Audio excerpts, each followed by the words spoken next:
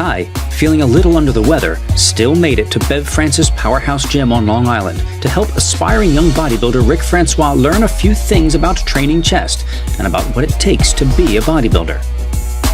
If you've seen the previous Train with Kai episodes, you know that every workout begins with a 12-minute warm-up that prepares both the body and the mind for the task ahead. A lot of times people come to the gym in the beginning and they get caught up in this machine, that machine, how to make the machine work. Spend so much time focused on the machines that they pay not enough attention to the most important machine, and that's you, your body. I use this to get my mind clear and focus on what you're doing while getting your heart rate up, warming yourself up. You start to take a mental inventory. The muscle groups you're going to be training. And you start thinking about them. Be conscious of them. So the warm-up is very much a part of a mental exercise. Here, squeeze. Here, squeeze. No lats. Chest.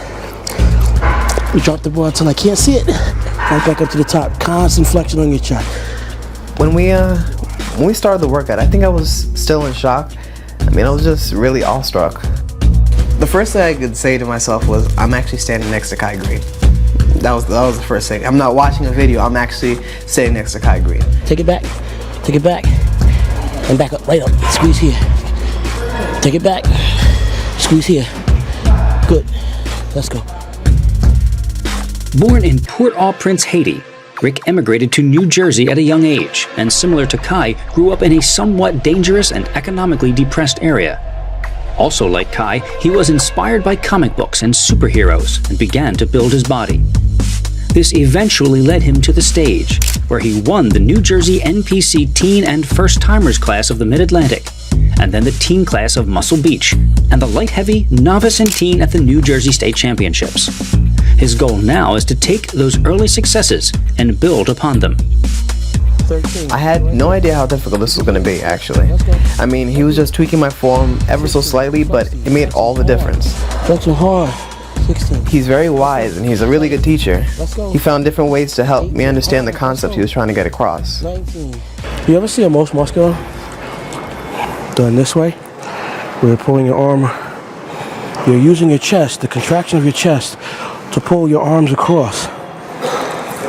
And they're sitting, so you're picking the chest up and it's sitting down. So you have round delts and everything. It's a really complete, nice picture, at least from the top of the thorax up. What you're doing here is you're doing the same crossover motion, but instead of doing it one arm over the other, they both are reaching to each other. So you're doing this and reaching over, but because your hands are static and your elbows are now static, it looks like just like you're pulling. You know, when you take your serratus out of it and you still concentrate on doing this, this is what you're doing when you're doing that. It's almost like a static contraction. Ricky, probably learning from previous Train with Kai episodes, knows not to make the same mistake that others have made, and he opts for using a lighter weight in order to pay attention to Kai's coaching of the little details. It's a smart move, as you will see, because Kai's adjustments will stress Ricky in ways he had never known possible. 2. 8. This is where your mind should be, right here. 9. Try to squeeze my fingers. 10. Try to squeeze my fingers. 11. Come on, let's go. Harder. Let's go. 18. Let's go. I felt really caught up in trying to understand the depth that he wanted me to really go with my whole chest motion. The concept, you know, it's almost as though you're watching somebody play football, but you don't know exactly what their body goes through until you're on the field themselves. No. See what you just did? What did you just do? Like that. No, but when you did that, what did you do up top? Instead of that. You did this. I could see that through your clothing. This is not about moving weight as much as it's about making a contraction. Squeeze. Flex your chest. Let's get it. The whole time that you're doing this, you need to be thinking, can I flex this harder? Can I flex it harder? What would it feel like if I flex this harder? 1, 2, 3, 4. Yes. 5, 6. Come on. I'm sorry? Does it matter if I put my feet up? Actually, some people put their feet up because it helps them use your chest.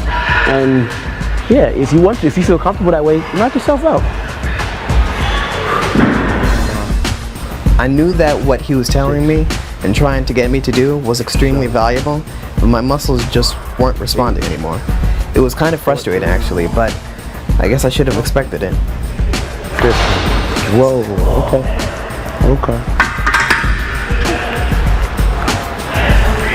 Okay, so if that's happening, that may mean that this is a weight that's too heavy to be doing 15 reps with and still trying to squeeze your chest. Whether it's 400 pounds, 135, this is what you're trying to do. You know? Now, believe it or not, those mechanics would change if I were trying to be a powerlifter.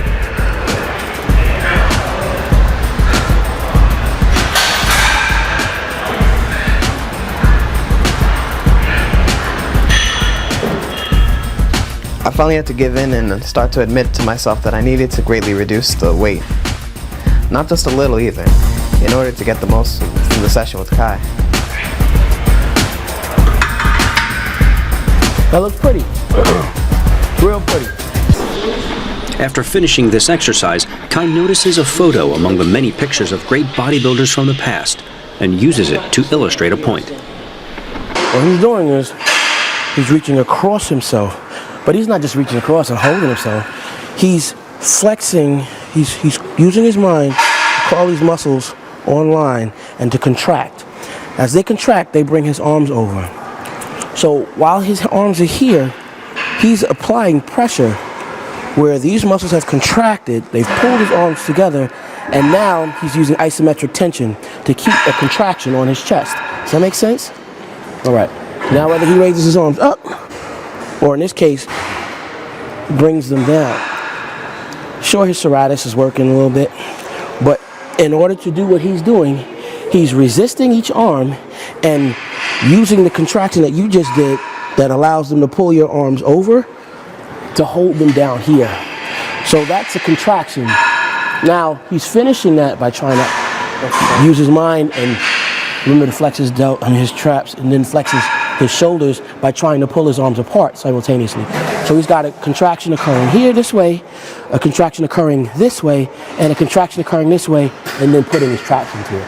When you train your chest, you should have a mental Rolodex or an archives of photos like that you should be able to just flip through in your mind as soon as you close your eyes.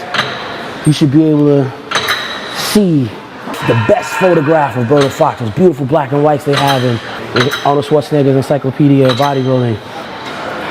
Mike Christian, you know, any person that you've ever seen that demonstrates something or the the reference of something that we're working on. You know, mental imagery is very, very important, and this is a time when you do it like this that it can serve you. So yeah, when you're contracting your muscles through your shirt, when you're on the bench, and you can't see yourself anymore, but when you're on the bench, your mind is still alive, and you should be able to go into the back of your mind and find photographs like that are clear. You should be able to see that and put it in your mind. It should be there just as clear, just as vivid, you know, if not more, you know. And you should be able to imagine each one of those fibers that cross-strike and the things that pop out. You should be able to see that in your mind and imagine that here on you as you are working. And each time you contract, you want to imagine that is coming. That is the result. That is the result. Whether you can see it or not in real life, whether someone else across the room can see that on you or not, doesn't matter. As long as you can see it and it's alive and it's real in your mind.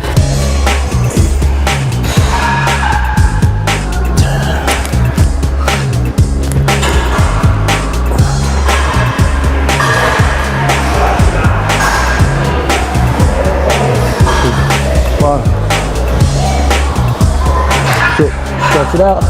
And up. 8. Come on. Let's go. 9. Come on. 10.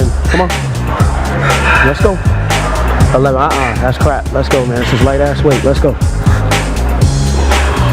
Come on.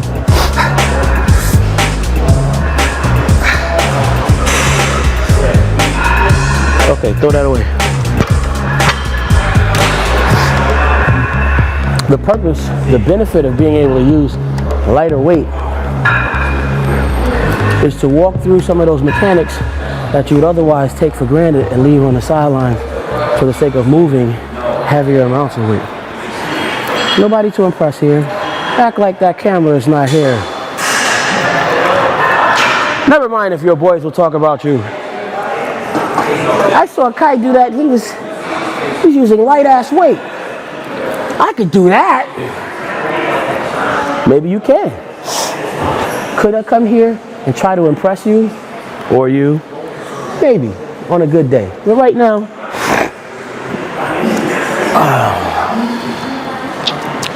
we want to inspire you to think. This isn't just up and down. There's an arc. This is an exaggeration of that arc. This bar is moving in an arc, if you can see it from the side. Even if I drop it to my throat, there's still an arc. Now what I'm doing is I'm coming down under control. My muscles are stretched at the bottom. I power it up from here with a contraction on my chest. That contraction is responsible for moving this thing.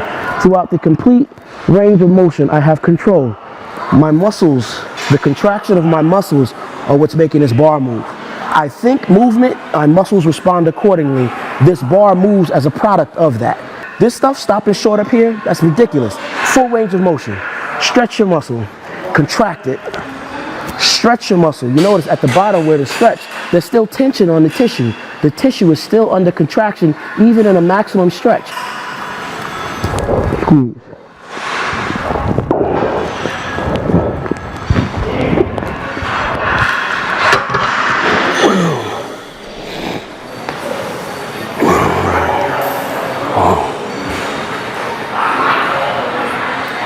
One, 2, 3. Think contraction on your chest. 4. The little changes to my form were really starting to wear me down at this point. I was trying to keep up, honestly, I really was. I knew what Kai wanted, but I found it more and more difficult to deliver. None of that short choppy shit. Let's go all the way down to the bottom. All the way down. Nah, that's not it. That's not it. That's not it. That's garbage. Give it to the church. Let's go all the way down. All the way down. Here. Now press. Come on, you got help here. You got help here. Let's go. Get bold now with it. Get bold with it. All the way down to the bottom. Stretch it and squeeze. Okay, throw it away. Believe it or not, without this, to load up the bar, without the ability to do this and be conscious of making those contractions, loading up the bar and everything, this puts you closer to injury, and you're not really going to work your chest. You load the bar up, you're working more front delt, working more tricep, working more back. Here come contest time. Yeah, I bench 315. My max is 315, my max. Take off your shirt, have no chest. Chest is flat. Being able to make that mind and muscle connection is the beginning of avoidance of that kind of problem. All right, we're gonna do one more set, then we're gonna move on to flat. Something else. Now this isn't for me, this is for you. All the way down here. Stretch and contraction at the same time. Here, up, up, up. Control, control. Control. Control. Control. Even when the weight's heavier, this is what I'm trying to do. I'm trying to squeeze my chest. Squeeze my chest. Squeeze my chest. Squeeze my chest. Squeeze my chest. Squeeze my chest. Squeeze my chest. Squeeze my chest. Now this starts to hurt. And as it hurts, I start to feel like I'm getting weaker and I feel like I'm breaking down. I get fatigued. This is when you start to call on aggression. And you keep squeezing your chest because that's what we're doing. You know? But the aggression and all that stuff has no place if you don't have the right fundamentals already in order. Does that make sense? All right. Let's go.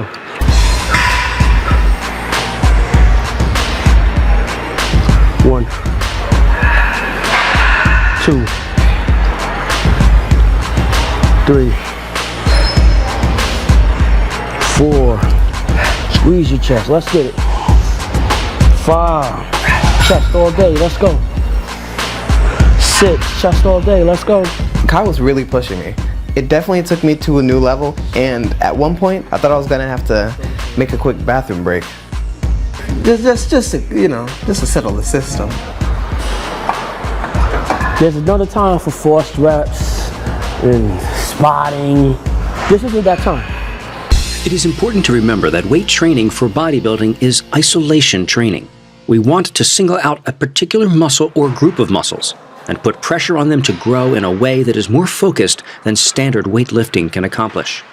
The first step to achieving this is to alter the way we think about training and be careful of the things we say to ourselves. Kai knows this better than just about anyone. Maximum stretch, maximum contraction. I don't want this. I don't want to get this short, choppy stuff.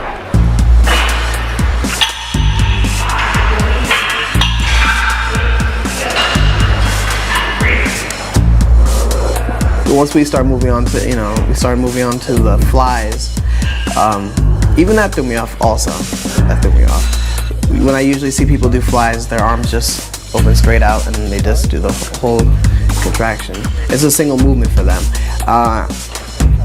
But when explained from Kai's point of view, the word contraction means that much more. A lot more than I even thought it meant. So I'm conscious now of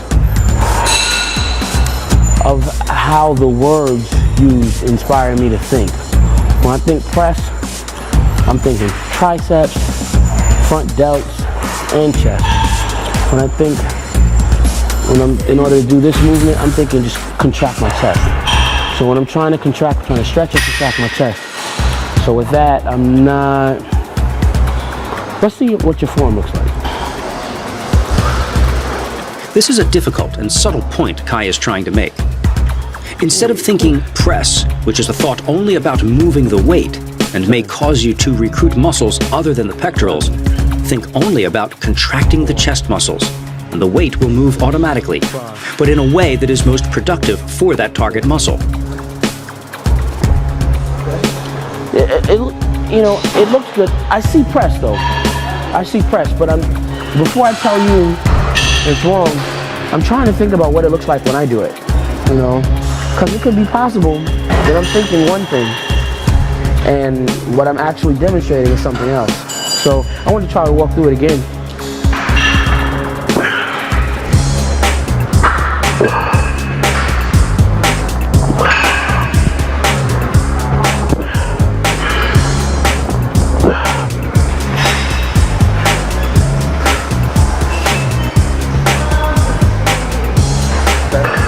Keep going, don't.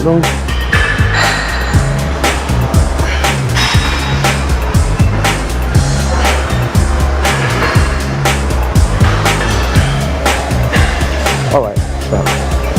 Okay, good job. Let's throw that away. Kai searches for a specific machine to make one final point about body mechanics. Believe it or not, it was just probably 3 years ago when I really just felt something click, where my ability to feel confident with doing efficient incline dumbbell flies. One of the things that helped me was actually the pec deck. So let's try this. We want to do this, we want to mimic the same thing. One thing that I saw you do over there was you were off alignment and you were leaning, you were coming down without control. So you're going to hurt your shoulder. It looked like you already had some kind of problem with your shoulder. That's from the first year of training. I was so caught up with the weight, I didn't pay attention to what I was supposed to be doing. All right, so we're going to leave that alone. We're going to walk through this. And this machine is really cool because it allows you the ability to to do stupid stuff and kind of learn a little bit while still being able to isolate your chest. 5, 6, 7, 11, 15. Elbows high.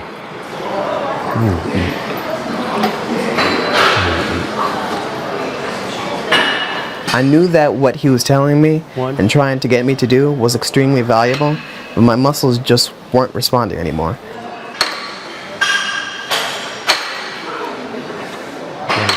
By this point, I was really, really, really hurting. Completely spent, you know? But I finally felt like I was getting it. It's definitely something that I enjoyed. There was no point that I wanted to leave or quit. It was all something I just wanted to take in. How am I going to benefit from this and apply it to the next, my own next training session. I just wanted to make sure that I improve. Quarter turn to the right. At the end of the training, Ricky asks Kai for some posing pointers, but gets so much more than he expected. I applaud you for getting ready for your first show, following through that whole experience. That was a giant step into a larger world. You kind of left behind, maybe, I'd like to do that one day, and you actually went and you did it. You dieted, you prepared, you trained, and you accomplished it. Now, going forward, what do you want to do? Pro. Definitely. I'm not going to allow myself to stop me, but I know what it takes for me to do it. It's all or nothing, and I'm willing to do it. The achievement of great things, though, comes from, the ability to manage yourself very, very, very well, or at least well enough where you almost become compulsive about getting certain things done.